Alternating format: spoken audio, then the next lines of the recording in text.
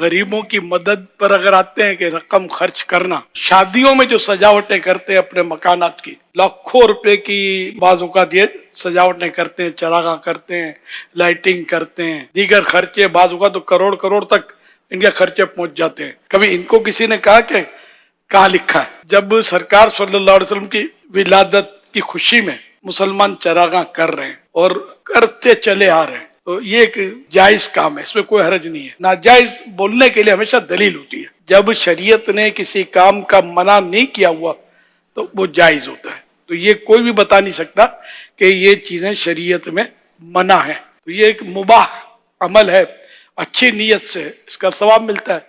تو ہم سرکار صلی اللہ علیہ وسلم کی تعظیم کے لیے، آپ کی محبت میں یہ سجاوٹیں کرتے ہیں۔ ایک جلسہ ہی لے لیں، جلسہ جو ہے اگر اندھیرا ہے تو ایک بلب سے بھی روشنی ہو سکتی ہے، باقی لوگ بیٹھ کر سن لیں گے آپ کی آواز۔ اتنی ساری اس میں لائٹنگ آج کل کی جاتی ہے، ہر ایک کرتا ہے۔ جشن ولادت کی لائٹنگ سمجھ میں آئے یا نہ آئے، کرتا ہر ایک ہے۔ پھر یہ بھی غریبوں کی اس میں بھی یاد آنی چاہیے، جہاں شریعت منع نہ کرے وہ جائز ہوتا ہے۔ اعلیٰ حضرت رحمۃ اللہ علیہ نے بیان فرمایا ملفوظات میں، اور دیگر کتابوں میں بھی ہے، احیاء العلوم میں بھی یہ واقعہ ہے۔ ایک بزرگ کے ہاں محفل ذکر تھی تو وہاں کافی چراغ روشن تھے۔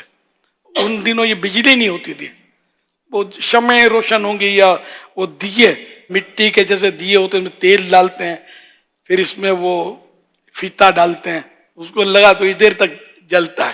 بہت ساری جل رہی تھی۔ کسی کے ذہن میں یہ بات آئی کہ اتنے سارے چراغ روشن کرنا، اتنا تیل جلانا وغیرہ، اس کی کیا ضرورت تھی؟ روشنی تو ایک ہاتھ سے بھی ہو جاتی۔